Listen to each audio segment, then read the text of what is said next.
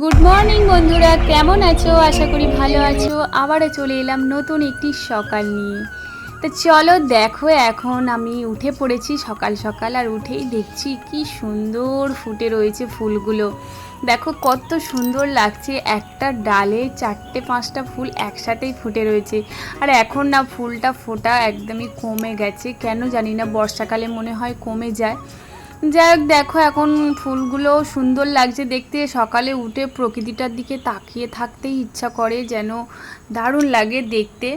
আর একটু উঠেই মাত্র একটু সবুজ গাছপালার দিকে তাকালেও বেশ ভালো লাগে। তা চলো এখন কাজ বাজ তো শুরু করতে হবে সকাল সকাল। তা সকালেই কাজ করার আগে ভাবলাম যে একটু মাথায় যে প্রচণ্ড চুল পড়ছে, তা সেই জন্য একটু যে হেয়ার অয়েল তৈরি করে আর মেখে নিয়ে আগে তারপরে কাজ বাজ শুরু করব।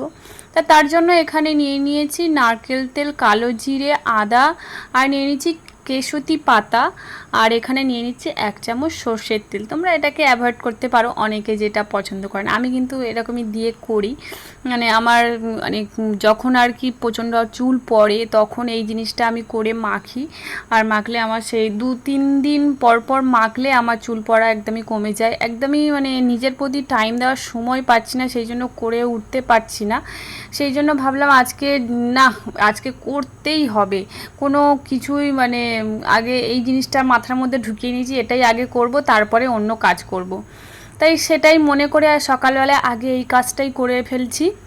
আর এটা যখন মাখবো, এটা এরকমভাবে ফুটিয়ে নিয়েছিলাম, নিয়ে যখন দেখবে একদম মানে কড়া কড়া মতো ভাজা ভাজা হয়ে গেলে তখন এটাকে নামিয়ে নিতে হবে। আর হালকা উষ্ণ যখন গরম থাকবে তখন এর মধ্যে আমি দিয়ে দেব ক্যাস্টর অয়েল। ক্যাস্টর অয়েলটা দিয়ে তারপরে ভালো করে মিশিয়ে নেব।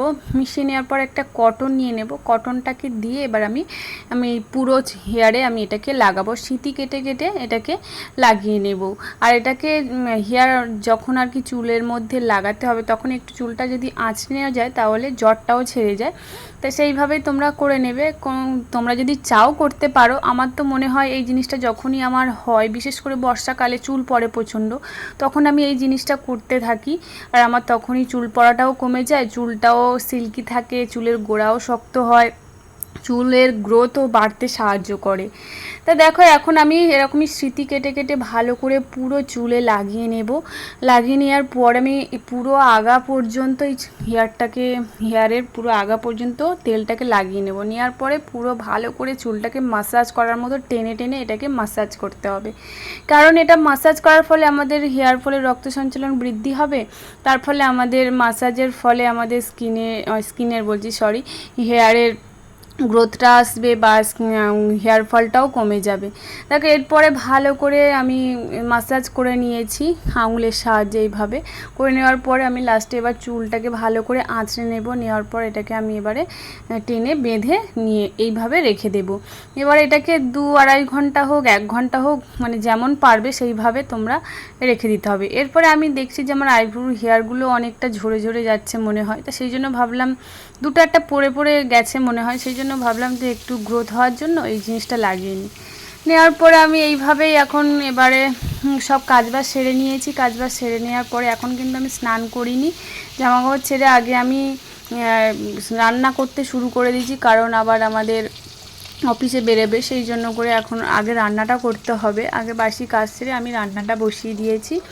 আর রান্নাতে আজকে ইলিশ মাছ আগের দিনে ছিল, সেই ইলিশ মাছটা ভাজা করছিলাম। আর পোনা মাছ নিয়ে এসেছে, ছেলেটার শরীর খারাপ তাই একটু ঝোল করব পাতলা। আর এদিকে দেখছি আবার একটা বড় ইলিশ মাছও নিয়ে এসেছি, তবে ইলিশ মাছটা আজকে আর করব না। ইলিশ মাছটা এখন থাকবে ফ্রিজের মধ্যে, তুলে রেখে দেবো এইভাবে, গোটাই এইভাবে রেখে দেবো, এখন এইভাবে এটা কাটবো না। তা চলো এখন আমি মাছের ঝোলটাও বসিয়ে দেবো। মাছের ঝোলটার জন্য নিয়ে নিয়েছি, প্রথমে ফোড়ন দিয়ে দিয়েছি 5 ফোড়ন, আর দিয়ে দিয়েছি আলু। আর আলুটাকে ভালো করে একটু ভাজা ভাজা করে নিতে হবে। ভালো করে ভাজা ভাজা করে নিয়ে, যেহেতু মানে ছেলেটার আগের দিন শরীরটা খারাপ ছিল, পেটটা ঠান্ডা করার জন্য তা বললো যে একদম হালকা পাতলা ঝোল একদম খেতে হবে। তো সেই জন্য সকালে উঠে মাছটা নিয়ে এসেছিলো, কাটাপোনা মাছ নিয়ে এসেছিলো জ্যান্ত। আর এখানে তুরুল দিয়ে মাছটাকে আমি ঝোল করছি। তুরুল দিয়ে মাছটাকে ঝোল করলে না খুব ভালো লাগে খেতে, এরকম হালকা পাতলা ঝোল আমরা তো খুবই খাই। আর এরকমই ঝোলটা দারুণ হয়েছিল আজকে, জিরে বাটা দিয়ে করেছিলাম তো বেশ লেগেছিল খেতে। তো চলো, এখন আমার প্রায় রান্নাটা হয়ে এসেছে, আর এখন আমি মাছগুলো এর মধ্যে এবার দিয়ে দেব। মাছগুলো দিয়ে এবার কিছুক্ষণ একটু ফুটিয়ে নেব। তার মধ্যে আমি এবার জিরেটাকে বেটে নিয়েছি, জিরেটাকে আমি পাটায় ফেলে বেটে নিয়েছি। নেওয়ার পর এটা এর মধ্যে যখন হয়ে যাবে তখন এর মধ্যে আমি দিয়ে দেবো নামানোর একটু আগে। দিয়ে এবারে আমার ঝোলটা একদম কমপ্লিট হয়ে গেছে।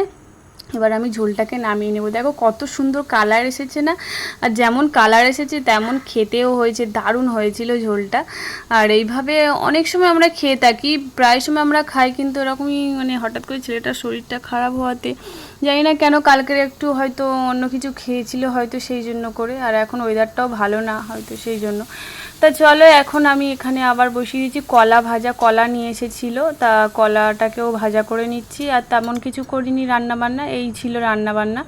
আর ওর জন্য এখন আর একজন অফিসে বেরোবে, সেই জন্য টিফিনটাকেও গুছিয়ে দিয়েছি। ও একটু ভাতে ওই কাঁকরোল ভাতে খায়, তাই এইভাবে ওকে প্রতিদিনই কাঁকরোলটাকে ভাতে দিয়ে দিই। দিয়ে এবার আমি ওর টিফিনটা গুছিয়ে দিয়ে সোজা এখন স্নান টান করে ঠাকুর ঘরে চলে এসেছি। আর ঠাকুর ঘরে এসে আমার এখন ঠাকুর ঘরও সারা হয়ে গেছে। চলো আজকে এই পর্যন্ত, টাটা।